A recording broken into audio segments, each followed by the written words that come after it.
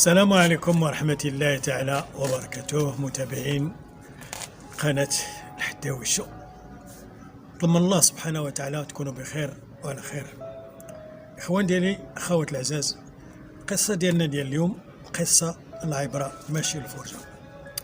هذا واحد الشاب هو واحد الشابة، يعني تتبغيه تيبغيها كباقي الشباب، يعني تعرفوا بعضياتهم واتفقوا يعني باش يتزوجوا، الا ان داك الشاب يعني الامكانيات ديالو باقا ناقصه، ما غاديش يقدر يعني يتكلف اسره.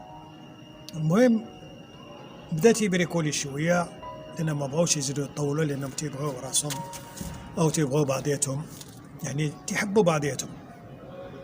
هنا اتفقوا وياها باش يعني يتزوجوا مؤقتا، ولكن غادي يبقى هو تيقلب على خدمه ويقلب على مشاريع، لانه عايش غير هو والام ديالو والاخ ديالو، عنده واحد الاخ صغر منه، والام يعني عندها السكنه ديالها. فعلا اتفقوا، جاب عند الام ديالها، بقى تيقلب واذا به جا واحد المره قال لهم ودي راني غادي نخرج برا وخصني فليسات.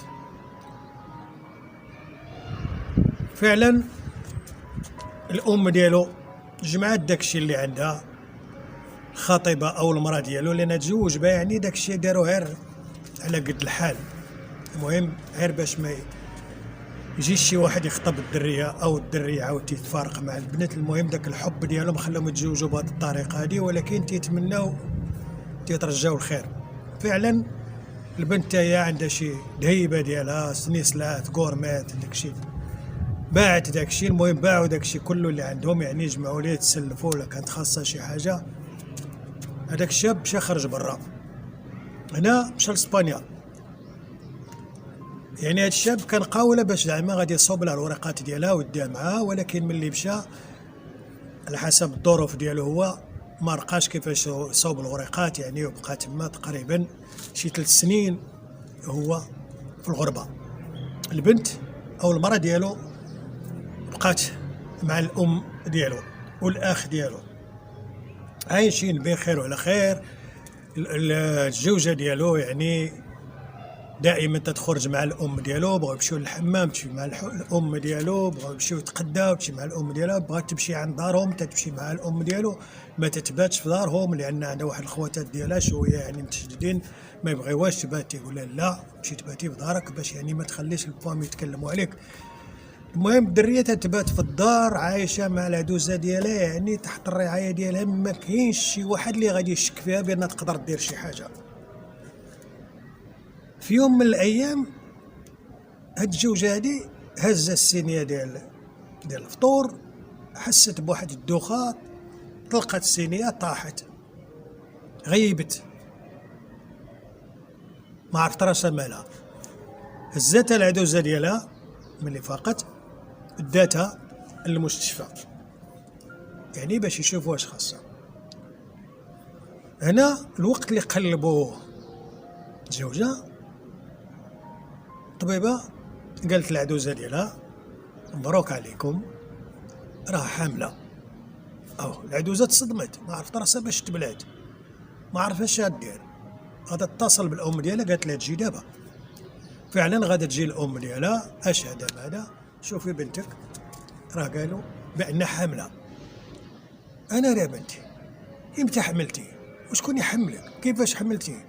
الام ديالها ما عرفت راسها باش تبلات، العدوزه ما عرفتش تبلات، العدوزه تسب، الام تسب، يعني تولوا تيسكتوا فيهم في السبيطار تما، تيقول لهم حرام عليكم اش بغيتوا عنداش هادي.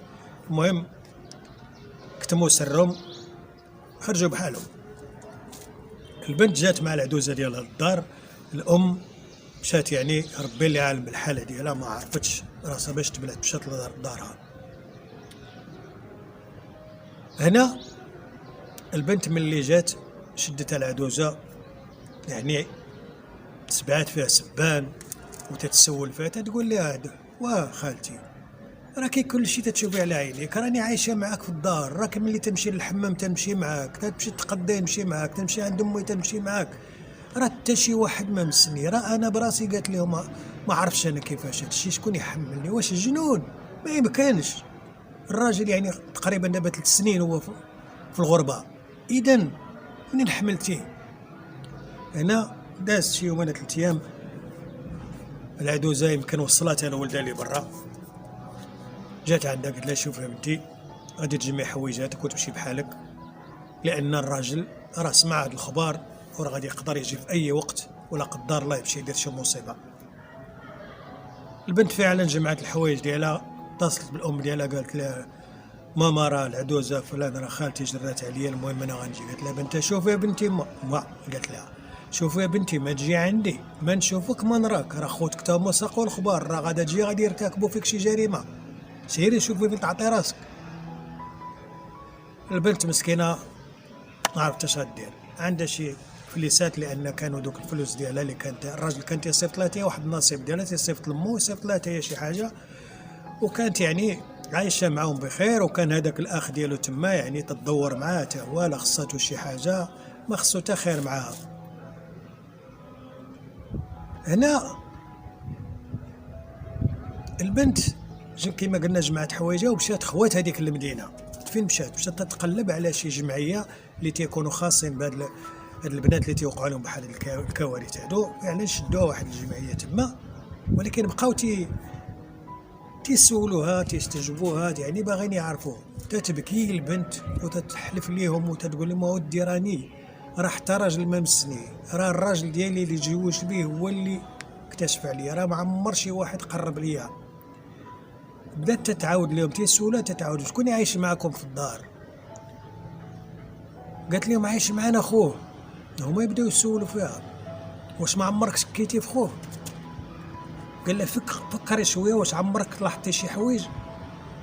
قالت لي ما ودي ما نكذبش عليكم، كان بعد نوبات تيصاوب العصير، تيجي في الليل تيدير واحد العصير داكشي وتيذوق الام ديالو وتيذوقني انا، ولكن ملي تنشرب داك العصير يعني ما تدوز واحد الوقت قليل حتى يجيني النعاس وتنمشي النعاس. هنا بداو تيشكوا، لان البنت تقول بان الراجل ديالها تعيش في الغربه، ما عمرها نعست مع شي راجل، يعني منين حملت؟ ما يمكنش تحمل بالبرد. هنا شكوا، قالوا لها شوفوا يا بنتي كل مسؤولين دابا عليهم.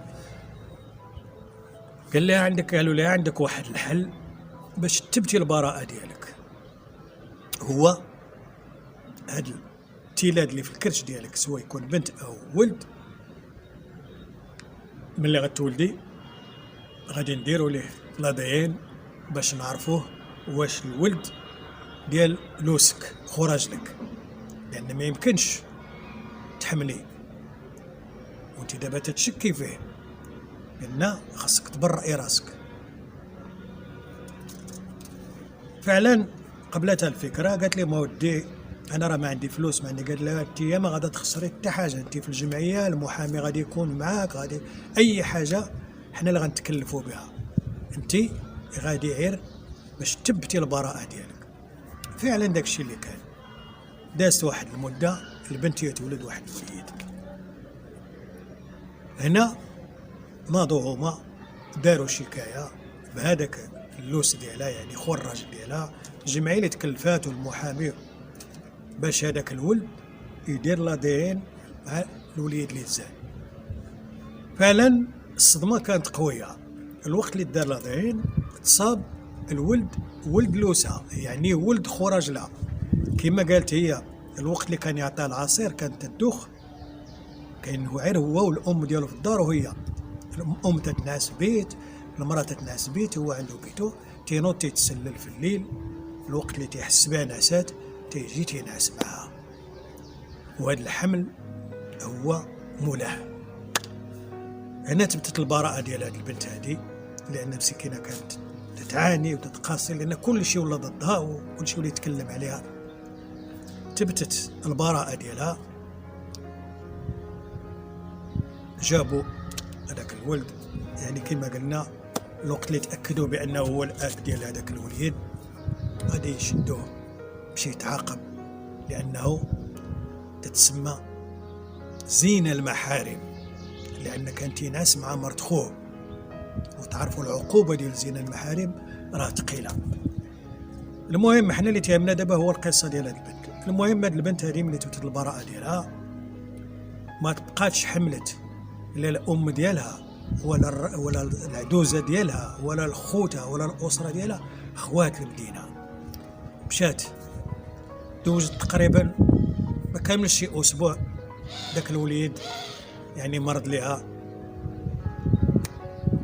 ومول الأمانة دا أمانته، يعني الوليد توفى. بقات عايشة بوحدها في ديك المدينة، بدات تخدم، يعني جاب لها ربي واحد ولد الناس، يعني اللي عرف السر ديالها، حكات ليه السر ديالها وداك الشيء، وربي سبحانه وتعالى إلا سد باب تيفتح بيبان. حكات ليه القصة ديالها، طابوا الناس وداك الشيء، تقبلها واسترها وتزوجت معاه وعاشت بخير وعلى خير، ولدات معاه وليدات. وهذا من فضل ربي سبحانه وتعالى. هنا باش خص الإنسان يرد البال ديالو. وهذه نصيحة لبعض الأسر اللي تيجيو بعض الشباب تيكونوا تيخدموا برا، تيجي واحد الشباب تيكونوا تيخدموا برا وتيجيو تيبغيو يخطبوا شي بنت، وتيقول لهم المهم غنخطبوها غادي نتزوجوا ونديروا يعني عقد القران وداك الشيء، عقد الزواج، وغادي نمشيو ان شاء الله ونجيبوا ومن بعد نوجدوا الورقات. شوف هذه نصيحه، اي واحد عنده شي بنت وجا شي واحد خطبها، الخطوبه واه، ولكن تبقى في دارهم حتى يوجد لها ورقها ويجي يديها معاه عاد يروحها. لان كما شفتوا دابا هاد الاخت هادي الراجل ديالها مشى وخلاها. هنا فين دخل الشيطان بينه وبين خوه. المهم الاخوان ديالي القصه ديالنا هي هادي، وتنظن غادي تستافدوا منها. صيفطوا لي الراي ديالكم في هاد القصه هادي، نودعكم حتى القصه اخرى ان شاء الله، والسلام عليكم.